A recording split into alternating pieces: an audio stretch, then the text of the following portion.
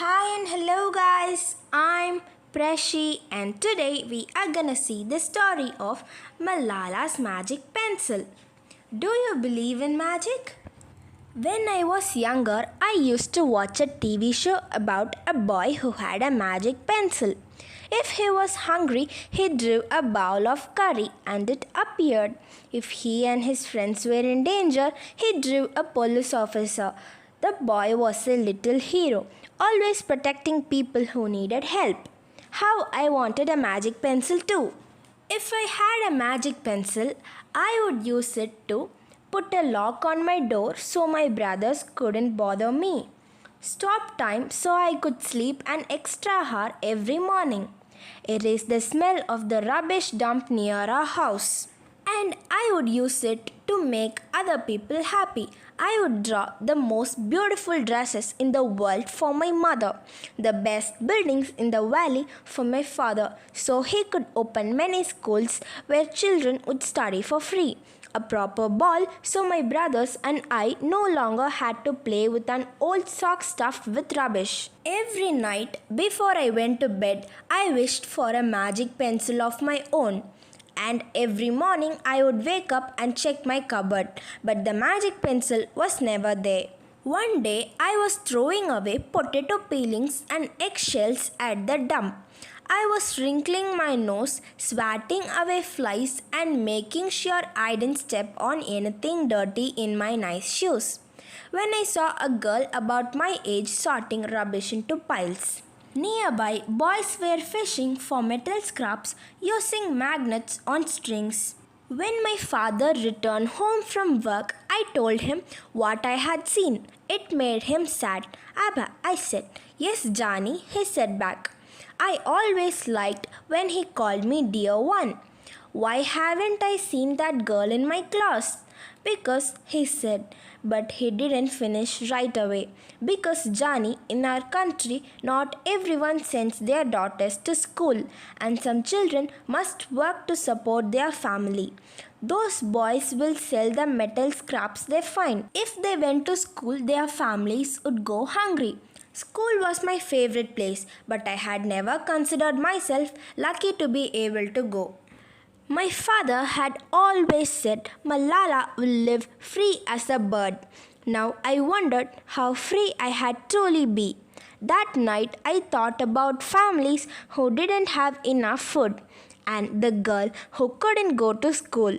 And even about how when I was older I would be expected to cook and clean for my brothers because where I came from many girls weren't allowed to become what they dreamed of.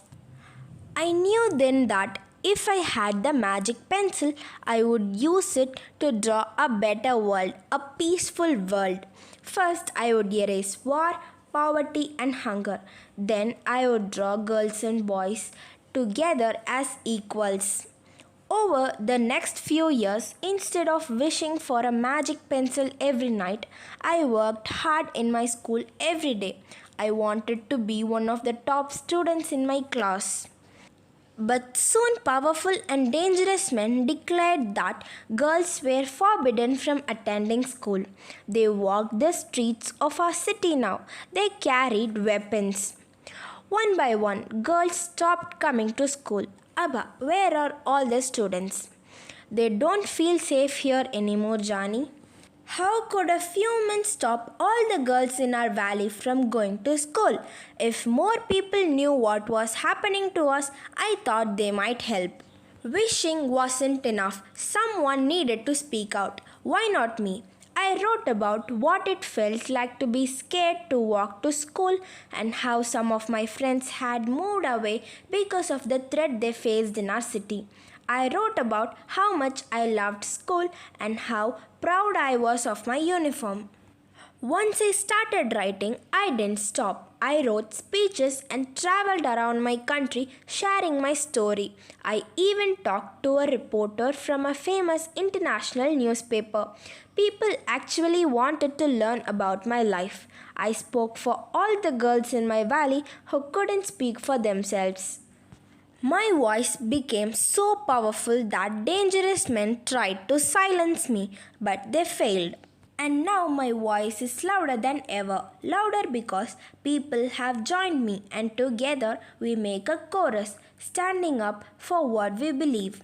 We raise our voices for those in need, help people in danger even if they are an ocean away. Think of the world as a family. Do you still believe in magic? I do. I wrote alone in my room, but people all over the world were reading my story. Millions now know it and help me spread my message of hope. I had at last found the magic I was looking for in my words and in my work. I'm Malala. I have always wished I could make the world a more peaceful place, and every day I work to make my wish come true. One child, one teacher, one book, and one pen can change the world. Hope you enjoyed. If you like this story, share, comment, subscribe, and don't forget to click the bell button near it. See you again in another story. Until then, take care. Bye bye.